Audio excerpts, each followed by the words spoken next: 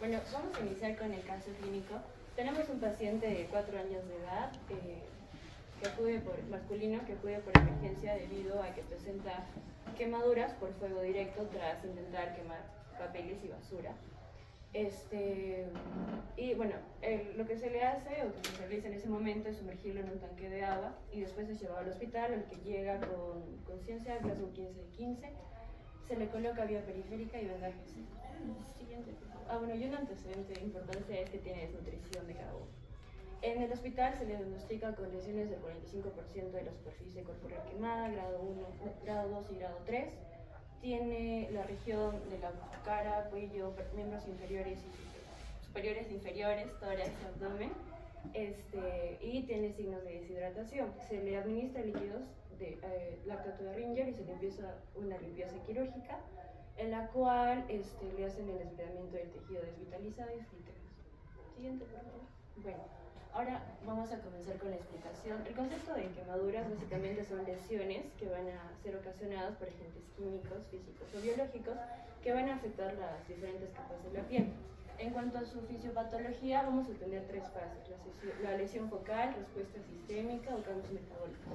En la lesión focal vamos a ver que las quemaduras van a producir una coagulación en la zona de la herida debido a que van a desnaturalizar las proteínas, y en base a esto vamos a ver que hay 3 zonas que se van a diferenciar. La primera es la que les dije, la zona de coagulación. En esta zona el daño en el tejido es irreversible. Luego tenemos la zona de la éstasis, donde vamos a tener una baja perfusión y sí se puede recuperar si se actúa tempranamente. Y luego tenemos la zona de la hiperemia. Aquí vamos a tener una circulación aumentada y se va a poder recuperar el tejido si la hipoperfusión es prolongada. Luego, en cuanto a la respuesta sistémica retardada que vamos a presentar, esta es debido a que las quemaduras van a presentar una reacción inflamatoria intensa, lo cual va a generar que las heridas liberen vasoactivos como las citoquinas, las prostaglandinas y el óxido. Las prostaglandinas, lo que va a generar un aumento en la perfusión vascular. Entonces el líquido intravascular va a confundir hacia el intersticio y esto nos va a ocasionar los edemas y el llamado shock por quemadura. Y bueno, eso es en cuanto a la respuesta sistémica retardada. Y a nivel hematológico vamos a ver que el 15% de los glóbulos rojos que se encuentran en la zona de la herida van a disminuir, y el 25% va a presentar no va a poder regenerar. Entonces esto va a disminuir la capacidad de transporte de oxígeno, lo que nos va a llevar también a un estado de inmunosupresión, lo cual va a predisponer a nuestro paciente a que sufra infecciones sistémicas. También vamos a ver que el hipermetabolismo y el hipercatabolismo están aumentados, lo que quiere decir que el gasto energético va a estar, nuestro cuerpo va a consumir demasiado gasto energético y va a desnaturalizar muchas proteínas. Y esto se va a acompañar del aumento de catecolaminas, glutagón, cortisol, disminución de la hormona de crecimiento y factor de crecimiento similar a la insulina, lo que nos va a llevar a que el paciente demore en recuperarse, va a perder masa muscular y va a ralentizar la cicatrización. En cuanto a nivel cardiovascular, vamos a presentar taquicardia, shock hipovolémico, arritmias. Las arritmias se van a presentar si las quemaduras son por descargas eléctricas. A nivel renal, insuficiencia aguda o oliguria, o alteraciones electrolíticas como hiponatremia o hipercalemia. A nivel respiratorio tenemos edemas de las vías aéreas, vamos a tener un distrés respiratorio. A nivel neurológico, alteración del sensorio, y bueno, a nivel gastrointestinal, ilioparerítico, úlceras o estrés por sangrado digestivo. Y bueno, finalmente vamos a tener, si las lesiones o las quemaduras van a ser circunferenciales extensas, nos van a producir un edema que va a disminuir la presión torácica. Entonces aquí tenemos que aplicar escarotomía para poder aumentar la expansión torácica y salvar la vida de nuestro paciente. En cuanto a las clasificaciones, las vamos a clasificar por etiología, profundidad y extensión. Etiológicamente van a ser clasificadas por la causa, térmicas, eléctricas, químicas o por la radiación. En cuanto a la profundidad, tenemos 3 grados, las de primero, segundo y tercer grado. La de primer grado solamente va a afectar lo que es la epidermis, y las lesiones van a ser eritematosas, a la presión van a ponerse blanquecinas, y su epitelización es espontánea de entre 5 a 7 días. Las quemaduras de segundo grado se van a dividir en 3. Las superficiales van a ser lesiones eritematosas, que van a tener bueno, las de segundo grado, las superficiales, van a abarcar la epidermis y un cuarto de la dermis. Estas van a caracterizarse por ser lesiones eritematosas con ampollas, y su tiempo de curación también es de 5 a 7 días. Las intermedias van a ser lesiones que también van a irse más o menos como acá, y estas van a ser caracterizadas por presentar ampollas, pero aún no afectan ni los folículos, ni el folículo piloso ni la glándula sudorípara, y estas sí tardan entre 10 a 14 días en tener una epitelización espontánea. Y las profundas van a irse hasta completar toda la parte de la dermis.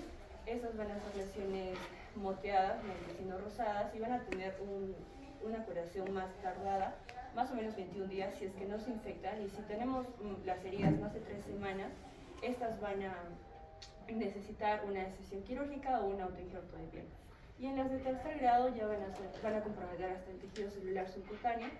Aquí vamos a ver que las lesiones son secas, medias perladas, carbonizadas, ya no hay dolor, y también compromete el folículo piloso y las glándulas sudoríparas. Estas sí necesitan para tratamiento sesión quirúrgica o autoinjerto de piel. Siguiente, por favor. En cuanto a la extensión, vamos a tener dos tipos de clasificación. Tenemos la regla de los 9, que es más para adultos. En esta se caracteriza porque todo es múltiplo de 9, va desde la cabeza hasta los pies. Por ejemplo, en el caso del muñequito de ahí, tenemos que el tórax anterior y posterior cada lado tiene 18%, entonces si el paciente tiene las lesiones en tórax anterior y posterior, pues van a ser 36%, ¿no? En la otra clasificación es más para niños. En esta va a dividirse de acuerdo a la edad hasta los 15 años. En el caso del paciente les mencioné que su superficie corporal era 45% comprometida, entonces simplemente se agarra las partes donde están quemadas y se suman los porcentajes. Ahora, en cuanto a la evaluación inicial en emergencias, básicamente es aplicar el ABCDE. Y en cuanto a la vía aérea, hay que ver si hay signos de quemaduras como hollín en boca, en garganta, si hay signos como ronquera, estridor, cialorrea. En cuanto a la ventilación, vemos que si las quemaduras son profundas, como les mencioné, si son en tórax, se debe aplicar una esclerotomía para mejorar la distensión torácica. En cuanto a la circulación, se debe colocar el acceso periférico, y en la exposición es necesario mantener al paciente a una temperatura de 37 grados centígrados y poner un ambiente en el que la temperatura esté a 28. Siguiente, por favor. Y bueno, el paciente llega a entrar a unidad de quemaduras porque cumple estos criterios, que son los que se les presenta aquí. Uno de los criterios era que tenía manos, pies, genitales, perineo quemados. También cumple con quemaduras de tercer grado en cualquier grupo de edad.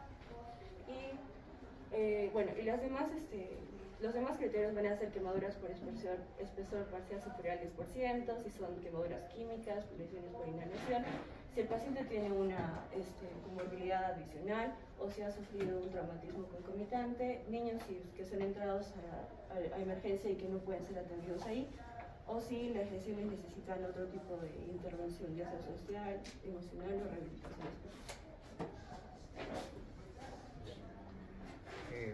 Continuando lo que es ya el manejo inicial, primero vamos a ver lo que es el manejo en el mismo lugar del accidente.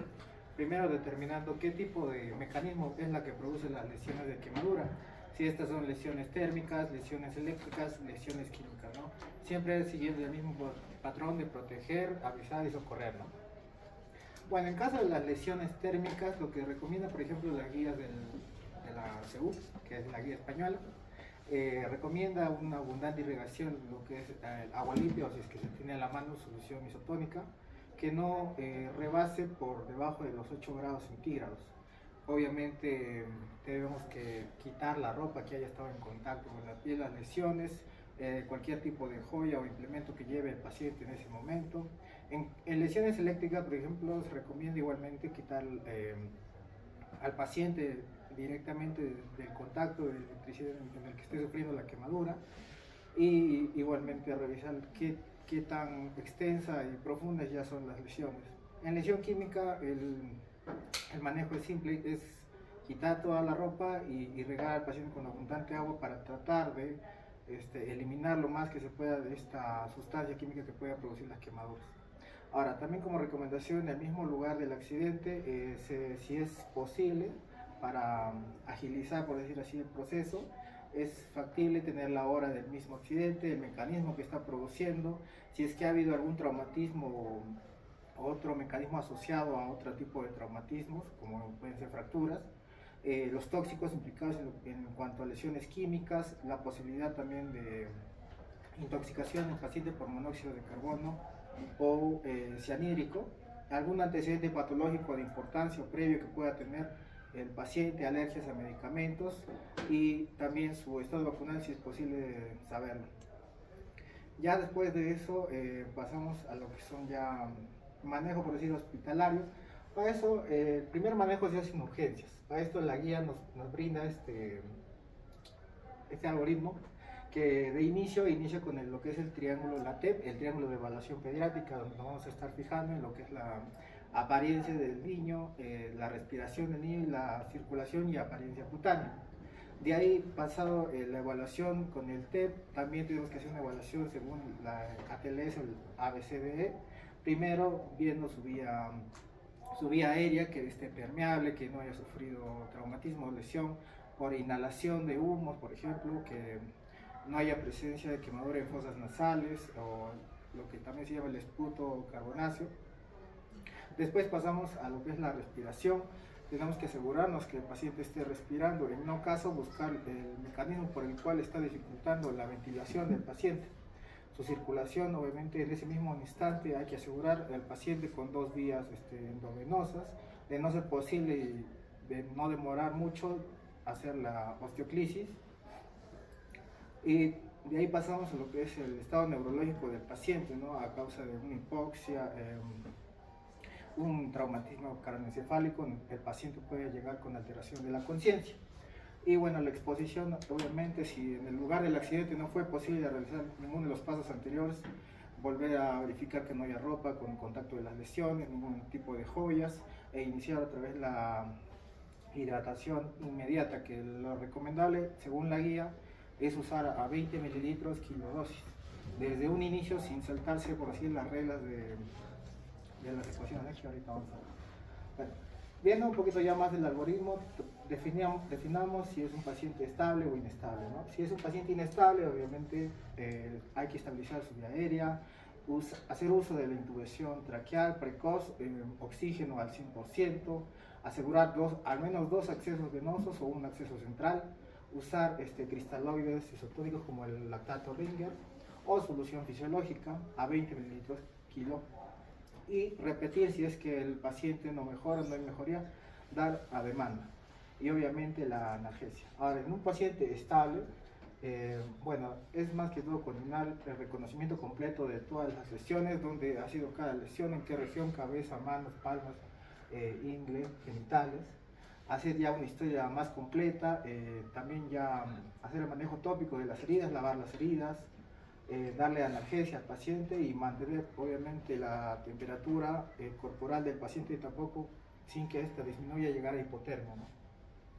Ahora, cuando existen otros traumatismos asociados, se debe hacer la evaluación también pertinente y también darles tratamiento en caso de traumatismos o en caso de encefalías, ¿no? Encefalopatías.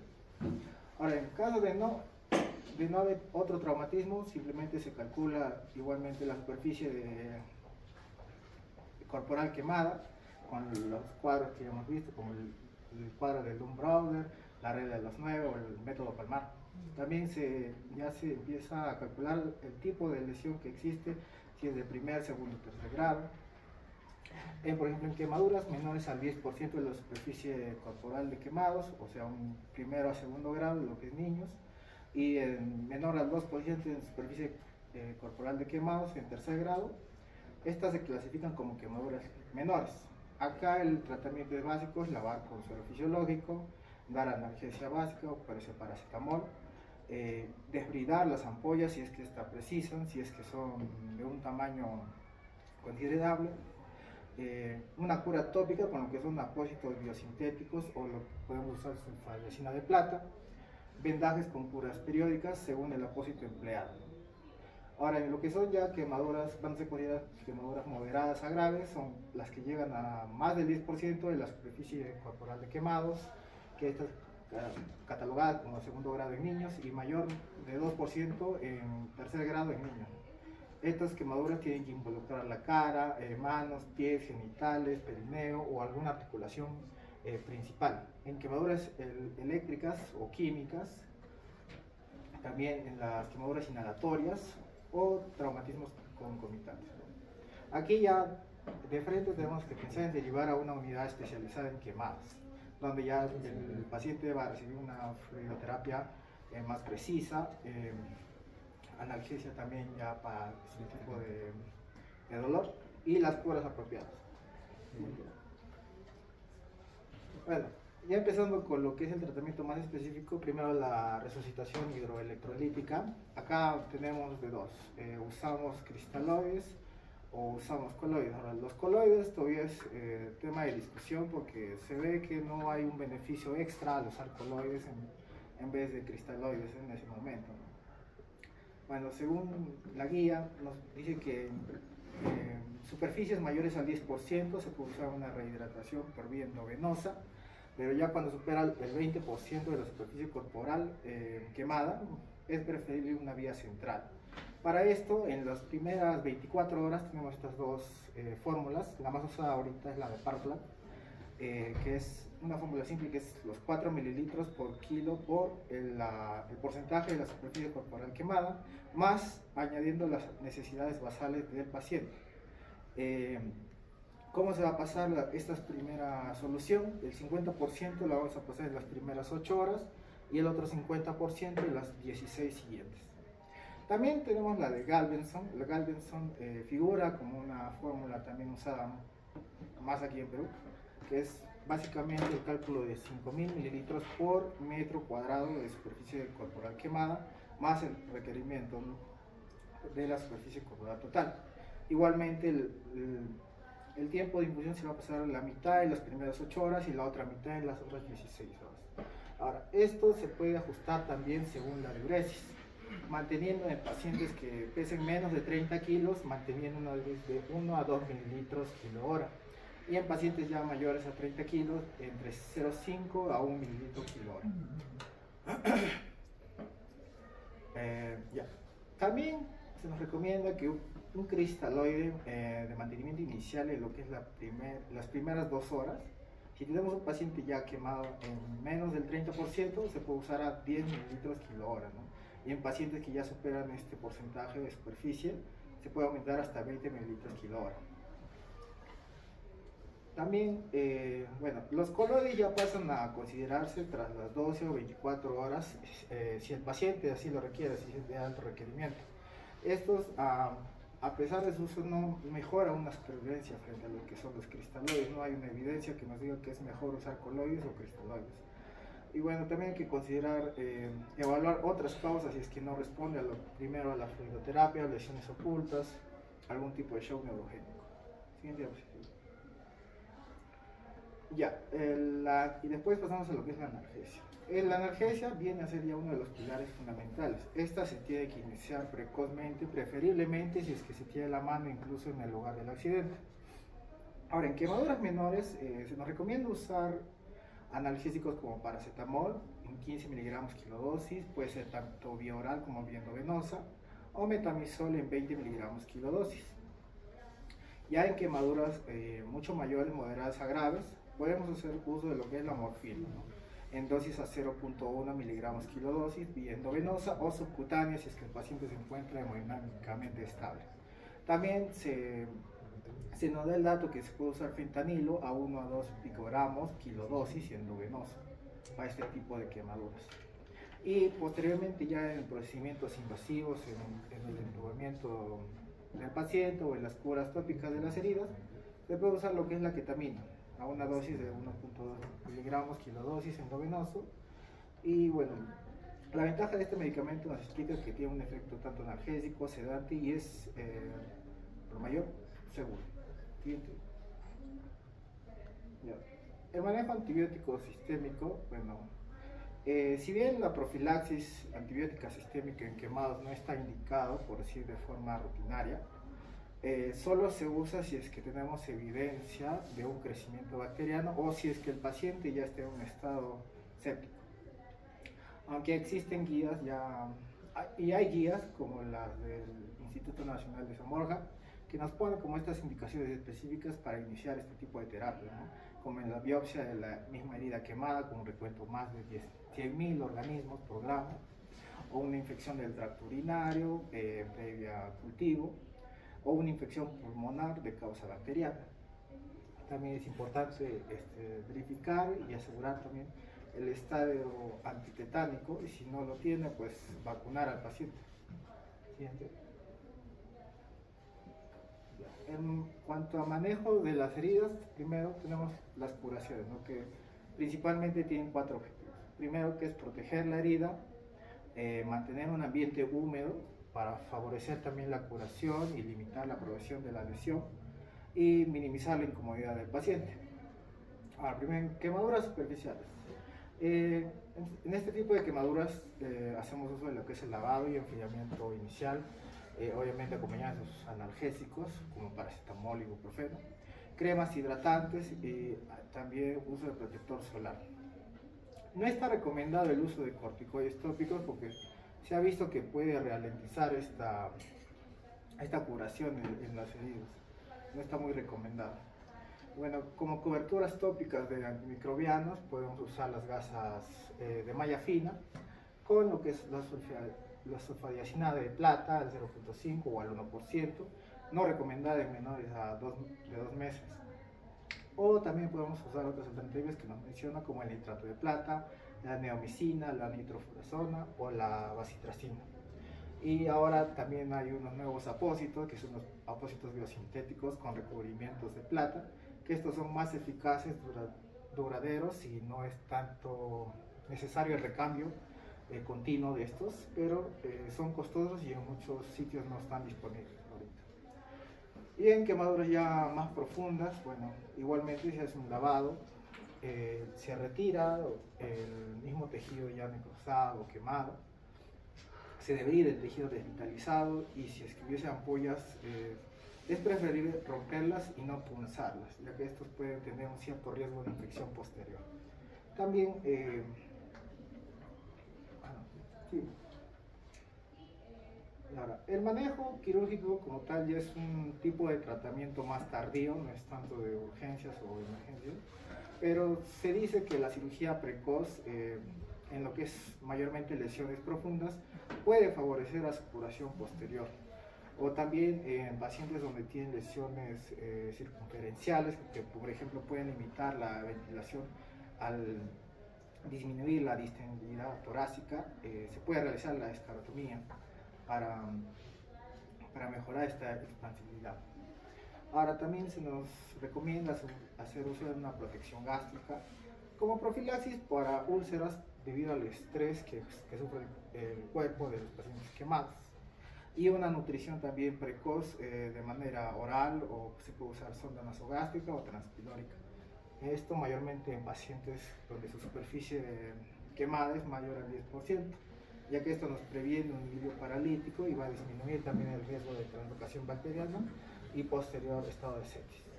¿Siguiente? Ahora, ya desarrollado lo que es el caso clínico, a ver si... Bueno, este caso clínico tuvo 3 fases. En la primera fase, el paciente llega a lo que es ya la unidad de quemados, luego de pasado 8 horas del mismo accidente, presentando un edema generalizado, un estado de desnutrición como antecedente y manejado con NPO. Lo que se hizo al actuar primero fue administrarle lactatorringer en 2.000 mililitros por metro cuadrado de superficie corporal, y penicilina sódica en 100.000 unidades internacionales.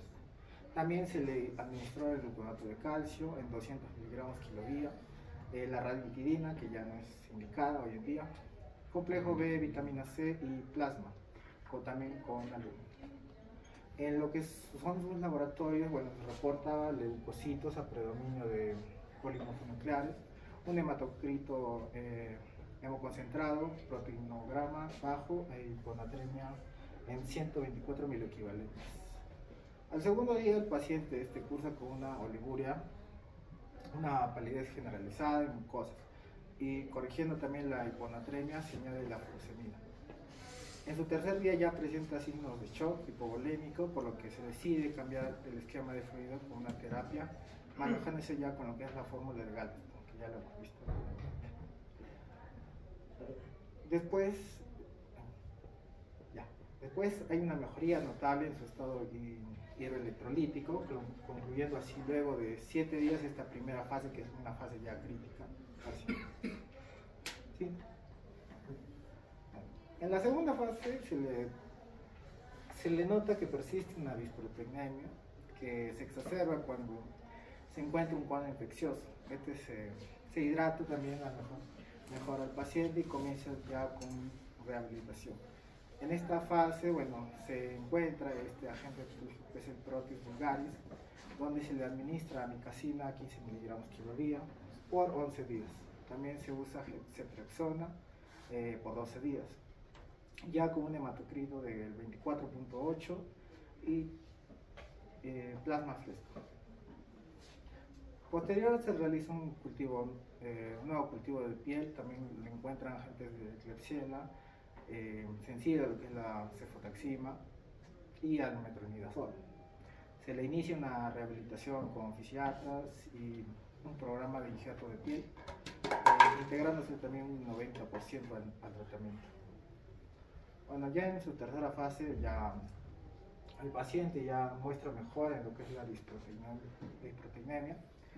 Aquí ya se suspende su vía endovenosa, mejora clínicamente, se aplican desparasitantes y por encontrarse en etapa final de su tratamiento ya se concluye con un medicamento llamado SINAT, que es el acetilcefuroxima en 50 miligramos kilo día por 9 días.